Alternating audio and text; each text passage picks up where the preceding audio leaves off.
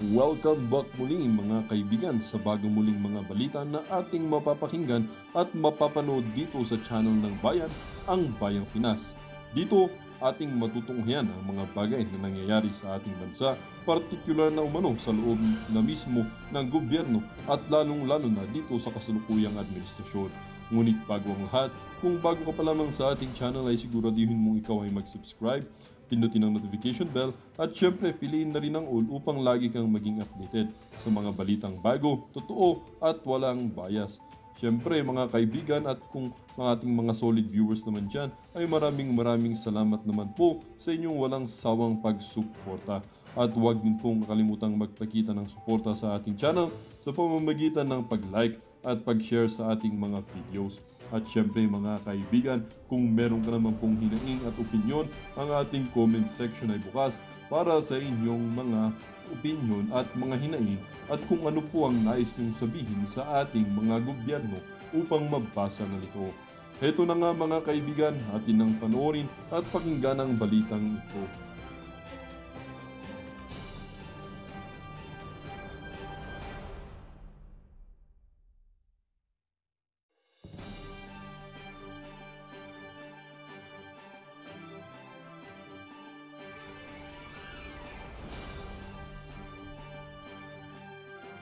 Doon sa pagpapatawag ni ng TRICOM sa mga vloggers po na mga masasabi nating Duterte supporters.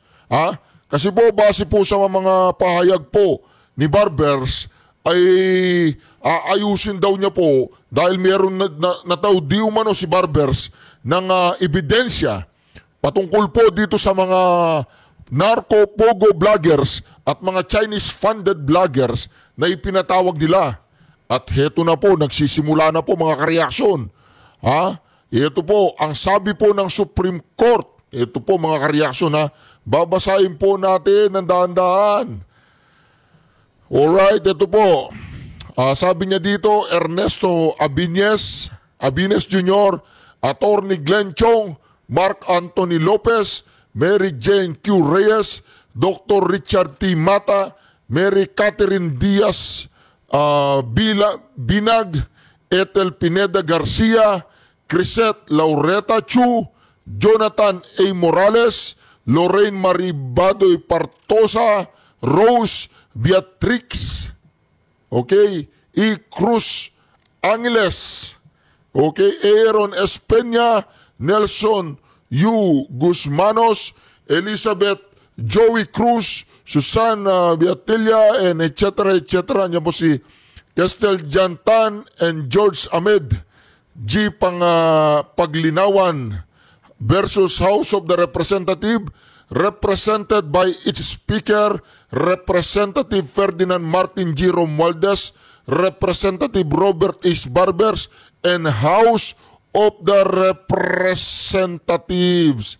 Ayan po mga kareaksyon And House of the Representatives, ayan po, by their Chairperson Representative Dan S. Fernandez, Tobias M. Chanco, and Jose S. Aquino II, acting on the petition for certiorari and prohibition with urgent prayer for the petition for certiorari and prohibition with urgent prayer for the issuance of a temporary restraining order and writ of preliminary injunction. The court resolved without giving due course to the petition to require respondent to comment thereon within a non-extendable period of 15 days from notice thereof, which, ayan po mga kareaksyon, comments shall be filed with this court and served on petitioners by personal service. Alright, ayan po, Gesmundo, Chief Justice, and Hernando Salameda, Lopez M., Jolan, and Marquez JJ on official business. Ayan po mga kareaksyon. Ayan o. Yan po ang sinasabi natin dyan. Ayan o, pumapalakpak si Tio Moreno. If the opposite of pros is cons, then the opposite is progress is Congress. Alright, ayan po mga kareaksyon. So, bago pa po matawag ang mga tinatawag, natawag po sila sa Supreme Court. Sila po ang dapat sumagot sa Supreme Court bago pa po sasagot, ang mga pinatawag na mga vloggers. Mga kareaksyon, ang tinatanong po natin dito, bakit nagkaganon? Pinatawag ang mga vloggers, ngayon ang pinasasagot yung TRICOM. Di po ba mga kareaksyon? Pinatawag nila ang mga vloggers. Ngayon, dapat ang sumagot ang TRICOM sa Supreme Court na hindi lalabis ng 15 araw. Di po ba mga kareaksyon? Napakaganda pong balita niyan. O ngayon, sinong talunan? Sagutin ninyo yun Explica ninyo doon na yung tinatawag nating freedom of expression, freedom of speech, didisiplinahin nyo yung freedom of expression, tsaka freedom of speech. Ang gusto daw pong dumisiplina doon sa freedom of expression, tsaka freedom of speech ay si Barbers. Gusto raw po niyang disiplinahin yung mga vloggers. Yung mga narco-pogo Chinese-funded vloggers. Ngayon, Barbers, pag wala kang napatunayan sa mga pinatawag mo, sila ay mga pogo, Chinese, at mga narco-funded vloggers, ikaw ay makakasuhan ng class lawsuit. Maraming pera ang ihahat. Sabagay, mayaman ka naman. Ano na lang ginagawa ng mga mina dyan sa may Surigao. Kaya mga kareaksyon, nakikita na po natin ang gupit ng karma. Oy, mga TRICOM, sumagot kayo, mga inutil kayo. Ay, hindi kayo inutil. Mga kareaksyon, pakitanggal po yung inutil sa record of the legislation. Ayan po mga kareaksyon, makikita po natin dyan. Ang dami pong problema ng House of the Representative. Narariyan po yung tinatawag nilang mga inutil kayo, yung PhilHealth, sumagot kayo sa PhilHealth. Saan ninyo dinala yung pera at bakit nilagay ninyo doon sa tulay na kung saan yung tulay meron naman palang budget na 179.49 billion pesos na pinautang ng South Korea. Ngayon mga kareaksyon, doon pa nila nilagay yung pera. Ang dami pong problema ngayon ng House of the Representative. Kumakamot po oy! Ano pa? Ortega! Saan yung pera ng PhilHealth? Tsaka nasaan yung 107 million na inilagay ninyo dun sa project? Sa may, saan ba yun? Yung tulay? Yung tulay na pinagagawa na nagkakahalagang 179.49 billion pesos. Mga ka-reaction, mantakin po ninyo yan. Problemado po ngayon ang Kongreso. Diba? Di ngayon, nagwawagi ang mga vloggers. Pinapakilaman kasi ninyo yung mga vloggers Diba? Kung wala kayong mga ginagawang katarantaduan na nakikita namin at hindi namin kayo pwedeng magbigay ng opinion sa mga ginagawa niyong mga kabulastugan, di sana wala kayong problema. Pinansin-pansin nyo pa kasi yung mga vloggers Gusto ninyong disiplinahin yung mga vloggers? Talaga gusto niyong disiplinahin? Hoy, Barbers! Naku po, Barbers Ikaw, Barbers O, di ba? Sagutin mo na lang, Barbers, yung katanungan ng maraming Pilipino. Katulad na sinabi ko, hindi ako naniniwalang sangkot ka sa droga dyan sa may Surigao. Ako, personally, hindi ako naniniwala sangkot ka. Pero ang buong Pilipinas yata naniniwala na sangkot ka. Naniniwala po ba kayo na si Barber sa sangkot sa droga sa Surigao? Paki-comment po sa comment section. Ako, hindi ako naniniwala. Di ba? Hindi talaga ako naniniwala. Ayaw niyong maniwala na hindi ako naniniwala? O naniniwala na kayo na hindi ako naniniwala? Si Barber naniniwala siya na hindi siya naniniwala? Walasti kayo. Huwag niyong pagtripan si Barbers. Hoy, Barbers, sagutin mo yung mga tanong ng Supreme Court. Ito po mga ka-reaction, pakinggan po natin ito. Napakaganda po nito, pakinggan natin ha. Si Bobong Marcos po ito, ayaw nyo maniwala si Bobong Marcos, o pakinggan po ninyo. Remember, during the campaign, nung tinatanong ako kung ano yung gagawin natin tungkol sa drug war or drug problem, this is it. We approach it in an entirely different way. Alam naman natin na yung problema sa drugs, hindi mangyayari yan kung hindi kasabwat yung mga iba dyan sa pulis. Kaya kailangan natin tignan na mabuti sino ba talaga ang kasabwat dyan, sino ba talagang involved. A few moments later. Pagka gumamit ka ng drugs, Gising ka. dadagdag ka. Remember, ang trabaho natin per ora dito. Hindi naman tayong sigurado eh. So, eto yung ano natin, kaya ayoko mag-compare. Ang sasabi ko lang, mas maganda po kami ngayon dun sa data namin sa about crime. Mas nabu-broadcast lang ngayon kasi hindi dati takot mag-report. Yung mga gumagamit po ng illegal drugs, some of them are not really drug dependent, some of them are social user, or some of them, in fact, may mga nahuli tayo na ang reason nila is kaya sila nagda-drugs is para magising lang sila just to extend yung working hours. I think that was the context na sinabi ng ating Chief PNP na hindi dapat tinitignan ng isang drug user as masama, kundi biktima sila. Kasi meron ding economic side. Gusto mong mag-extend ng iyong working hours. Take a case in point, yung ating mga konduktor, yung mga driver na nahuhuli po na pag nag-positive sa drugs, ang reason nila kasi grabe yung biyahe, kailangan nilang manatiling gising. Remember, So anong gagawin natin dun no? Illegal na droga nga. Di ba mapapaputangin na ka mga pulis ganyan na sinasabi? Ganon, am I that stupid?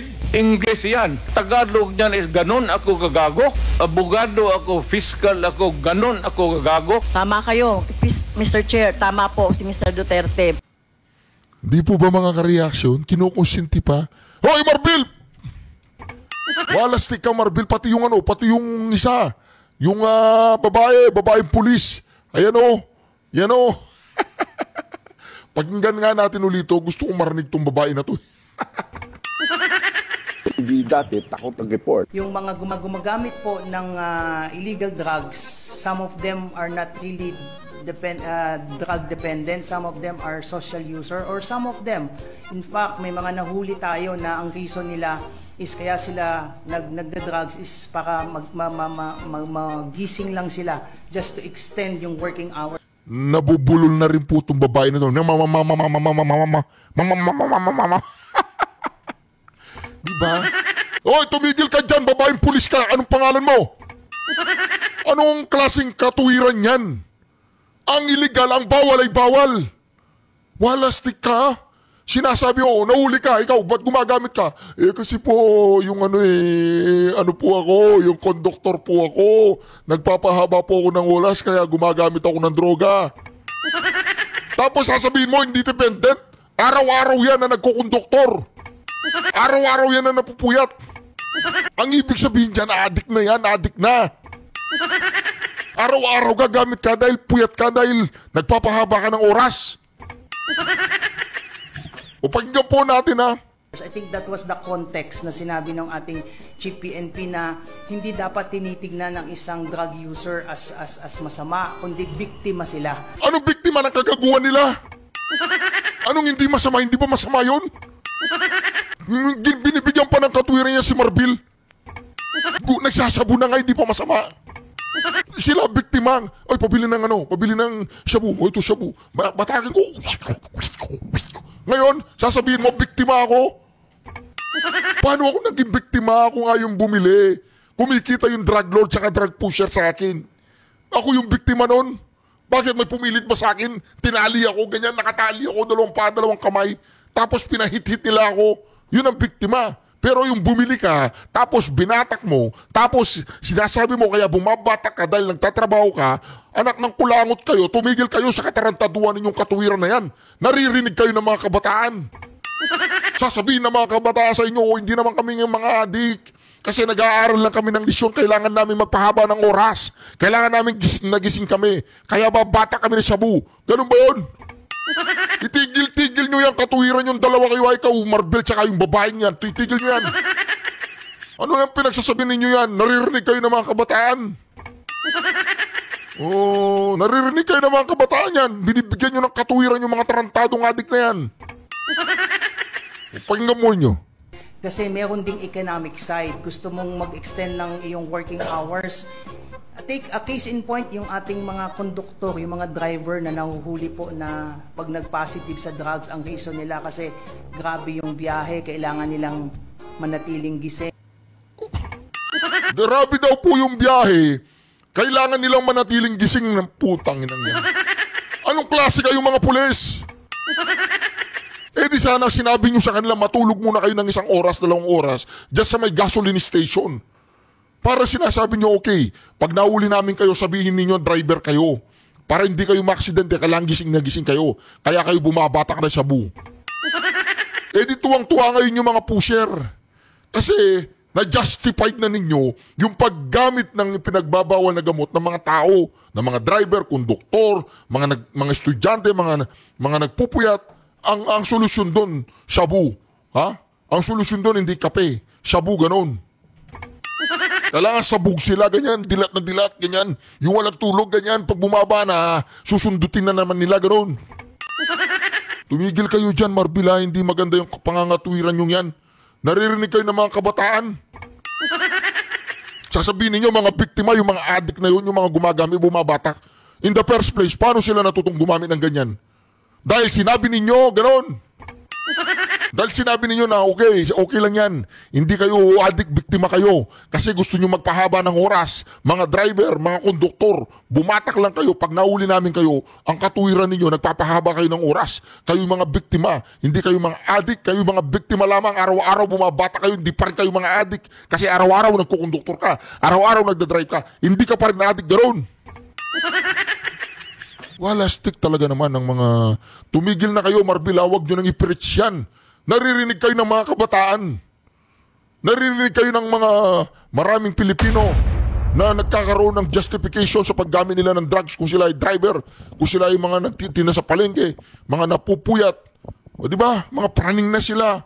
Sasabihin pa ninyo, biktima sila, hindi sila mga addict. Tapos yumayaman yung mga drug lords, yumayaman yung mga pusher dahil na-justified yung ginagawa nilang addiction, na-justified sa inyong mga katuwirang baluktot. Mga inutil kayo. Di po ba mga ka-reaction? Nakakapanginig ng laman ng mga katuwiran ng mga pulis na ganyan, lalong-lalo na Chip. Ano ka pa, ikaw pa yung pinakamataas na katungkulan, tsaka yung babae na yun. Yung babae na yun, na general ba yun, yung babae na yun, colonel. Ha? Itigil mo yan, ma'am, hindi magandang katuwiran yan. Binibigyan mo ng justification yung mga pagpupuyat ng mga driver, mga konduktor, mga nagpupuyat na parang okay lang kasi nagpapahaba sila ng oras, hindi sila addict. Araw-araw silang nagpupuyat. Ibig mo ba sabihin, hindi pa sa addict noon? Di po ba? Ano, nasunog na yung utak nila dyan sa Shabu na yan. Hinahanap-hanap na nila yan. Tapos sasabihin mo, hindi sila mga addict. Araw-araw sila nagdadrive, tsaka nagkukonduktor. Hindi tamang pangangatwiran yan. Di po ba? O ito, pakinggan po na. Ito yung mga matitinong... Oy Marbel, makinig ka sa mga tao na to, mga sundalo to. Makinig ka, Marbel, ha? Makinig ka sa mga to. Oh. Mayor ay naandun parati. Kahit wala po kayong kailangan sa amin, naandyan kayo po. You will give us everything and expecting nothing in return. Yun po yung kitang-kita po sa inyo. Sir, I will accompany you to Davao. Yun din po yung aking plano. I will not expect anything anymore. Just serve my remaining career in Davao with you. Ang masabi ko, may puso siya, lalong-lalo na sa mahirap. Actually, may mga nagtatanong nga sa akin kung ano ba daw talaga yung ugali niya behind the camera. Ang masabi ko lang, he's a jolly person, matalino, at higit sa lahat, mapagmahal, literally and figuratively. Para sa akin, isa sa natutunan ko kay PRRD ay yung pagiging mabait, pagbibigay respeto sa kanyang mga security. As commission officer, pili ko po itong tularan at ma-apply ko po sa aking nasasakupan. Sana sir, Hindi mo kami makalimutan kahit na hindi na kami mag-work for you. Malapit na kasi, and sana sir, parati kang healthy kasi pag happy ka, iba kasi yung dating ng smile mo sir, pag happy ka na, giging happy din kami parati. And sir, bata mo ako forever. Ako magpasalamat kay nagatag ka sa amo. Hope, wala ka kabalo sir, pero idol yun ka sir. Kasi idol kayo tika sir, dili kayo tungod sa imong leadership o sa imong nabuhat sa amo, kundi tungod sa imong pagkamaayong tao. Naarami permi sir, mag-support sa imo ha sir. Sana sir, mas mahaba pa yung time na ikaw ang presidente. Kasi you have done a lot. And sana ipagpatuloy nung kung sino man yung papalit sa inyo, yung mga numpisan mo. Sana palagi ka pong nandyan. I have learned a lot from you, and especially sa mga mentoring na binigay niyo po sa amin, sa lahat ng guidance, sa lahat po ng tulong. We will be forever grateful for those services that you have given us. You're one of the best tatay sa totoo lang. Sa mga matagal nating pinagsamahan, sir, more than 5 years tayong magkasama. Nakita ko yung saya mo, yung hirap mo, yung mga tagumpay mo, syempre. Sana ma-enjoy mo pa yung life mo, na wala nang stress, wala nang lahat na ng gusto mong gawin, magagawa mo. Sharing him the 6 years of his presidency, since the very beginning, the campaign period, and then until the end of his term. During the remaining years of our lives, no, na makikita ko pa rin na mahal na Pangulo natin na nagsiservisyo sa bayan at nagbibigay ng guidance sa mga sumusunod sa kanya. Gusto ko lang sir na sabihin sa iyo na mahal ka namin sir in behalf of the Presidential Escorts Battalion. Mahal na mahal ka namin at napakasaya namin na ikaw ang naging boss namin, ikaw ang naging presidente, and gusto ko lang sabihin sa inyo na from the bottom of my heart, mabuhay po kayo. Maraming po salamat sir. Sir, sa 6 na taon na naging security officer nyo ako, maraming salamat sa kumpiyansa at tiwala na ibinigay nyo sa akin at saka sa aking mga kasamahan ng mga security officers. Ang hangad lang namin palagi sa inyo, sir, ay maprotektahan kayo, maging safety kayo. PRD has been more than just my commander-in-chief being in the military. So I always looked up to him like parang he's my father. Kasi there were many instances that we ate together, then sobrang relaxed lang. He would make jokes, he would tell silly jokes, even personal stories na dapat din niya kinukwento sa amin, kumbaga. Pero he's very open. Ang masabi ko, may puso siya, lalong-lalo na sa mahirap. Actually, may mga nagtatanong nga sa akin kung ano ba daw talaga yung ugali niya behind the camera. Ang masabi ko lang, he's a jolly person, matalino, at higit sa lahat, mapagmahal, literally and figuratively. Mahigit 5 taon ko na nakasama ang ating Pangulo. Doon ako palagi sa kanyang likod.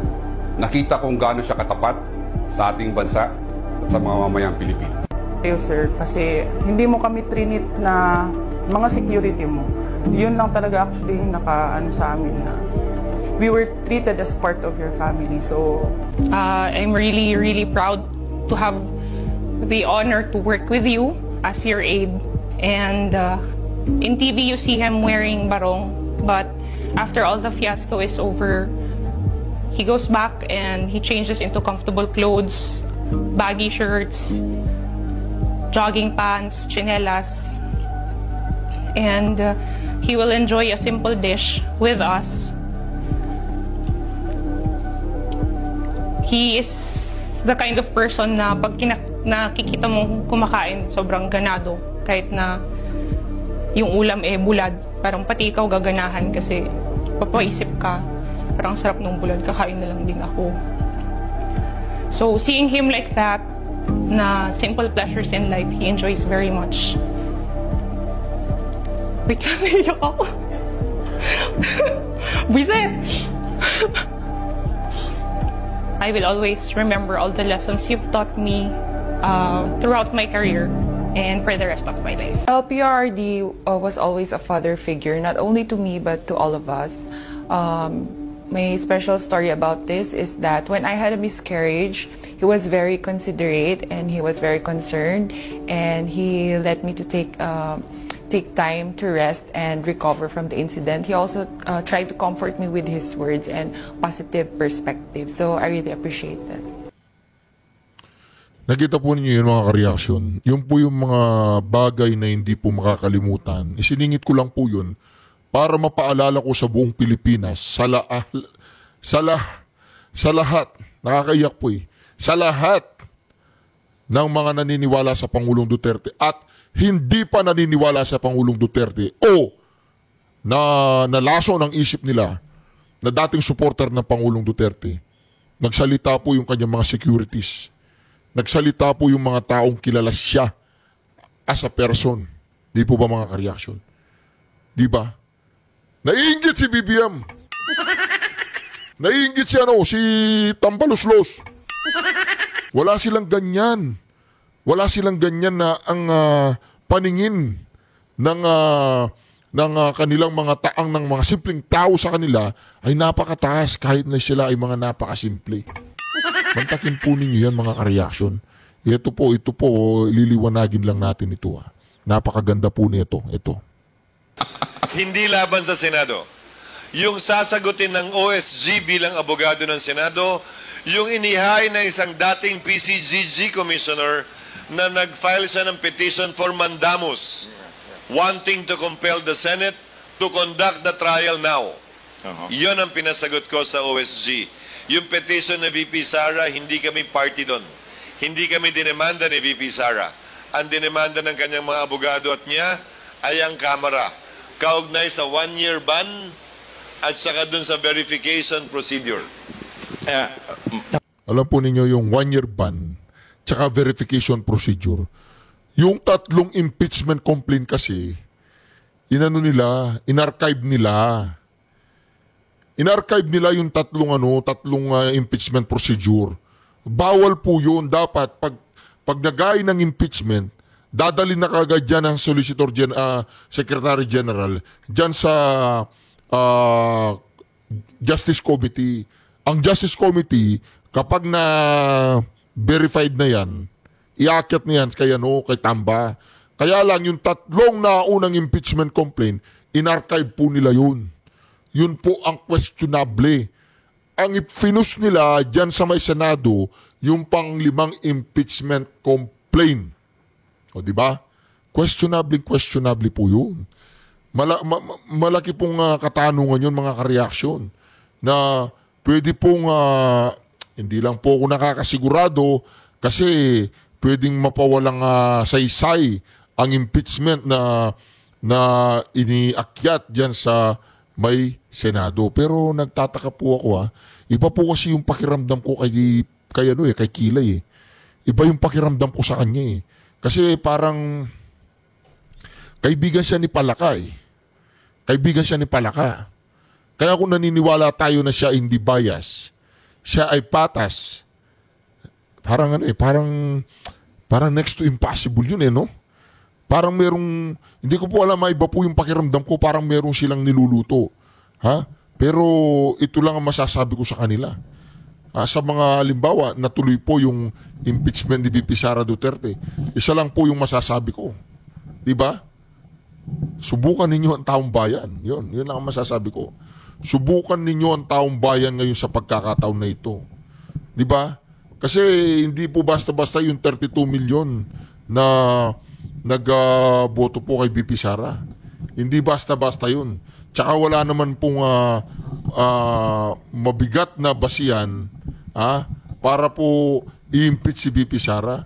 Yun po ang sinasabi po ng mga eksperto. Wala pong mabigat na basihan para ma-impeach si VP Sara. Di po ba mga ka-reaction? Kaya naman dito mga ka-reaction ang nakikita po nila dito na baka wala pong impeachment na magaganap. Baka walang impeachment na magaganap. Di po ba? Kaya anyway mga ka-reaction, patuloy po nating subaybayan ang mga kaganapang yan. Pero meron pong mas importanteng dapat nating pagtuunan ng pansin. Dahil problemado po ngayon ang House of the Representatives. Kasi kung totoo yung heavy luggage na kinayang tawagan ni Tambaluslos ang Supreme Court at ma-impluensyahan yung Supreme Court, dito po natin makikita mga kareaksyon. Kung anong impluensya ni Tambaluslos pagdating po dito sa madam na ito. Yan po, nakikita po niyan yung madam na yan. Ibang klase po yan mga kareaksyon. Ito, pakinggan po natin at ating ipapaliwanag.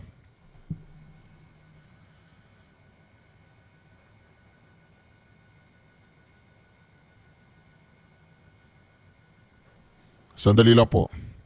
Pakinggan po natin ito Is for the Mr. Solicitor General, please. Alam po rin na problemado ngayon si Solicitor General Guevara. Paano mo ipagtatanggol ngayon yan, Guevara? Gandahan mo ang iyong pagpapaliwanag, Sabihin mo kung saan napunta yung mga pera.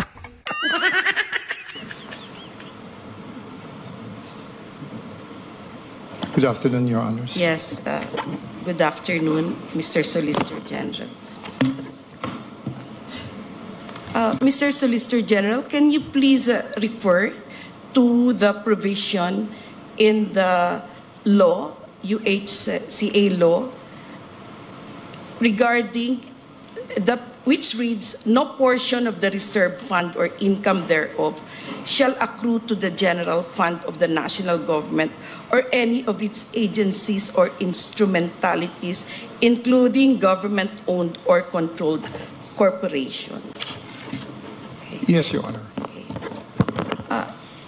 Is this the first time, last year, was it the first time that GOCCs or any government agency for that matter were required to review and reduce their respective reserve funds for the purpose of producing funds to be transferred to the National Treasury? As far as I know, this is the first time, Your Honor. All right. So, would you agree that in so doing, review and reduce their respective reserve funds? Okay.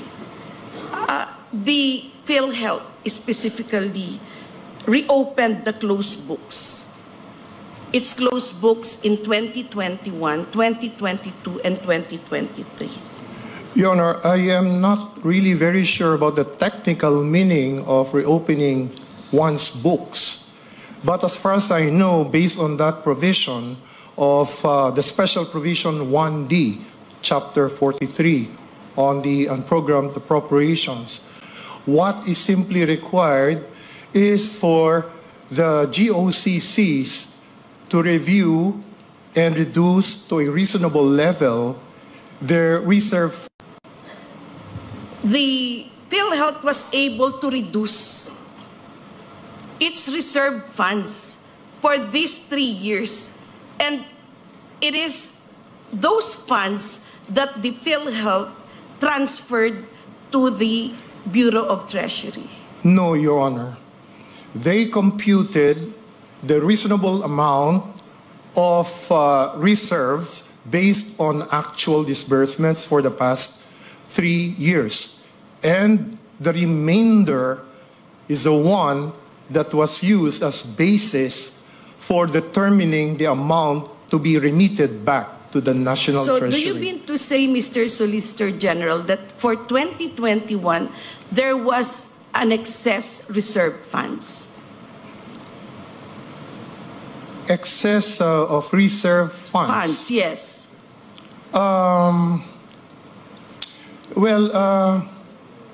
I would say that, excess of reserve funds in relation to what, Your Honor?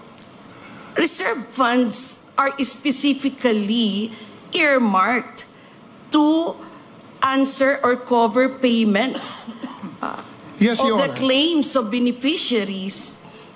And if there is an excess, to fund programs that will ultimately reduce the financial responsibilities of the beneficiaries. And third, if there's still excess in the excess, to invest the same. So, Mr. Solicitor General, in 2021, was there excess?